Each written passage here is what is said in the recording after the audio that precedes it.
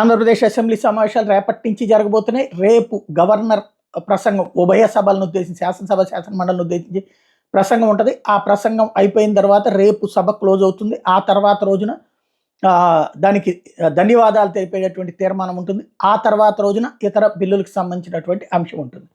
రేపు జగన్మోహన్ రెడ్డి కూడా సభకి హాజరుగా అవుతారు. ఎల్లుండి కూడా హాజరవుతారు. బుధవారం నాడు ఢిల్లీలో కార్యక్రమానికి వెళ్ళబోతున్నారు. ఈ సందర్భంగా ఇక్కడ పార్టీ పరంగా తెలుగుదేశం పార్టీ తన ఎమ్మెల్యేలకి క్లియర్ సూచన ఇచ్చింది.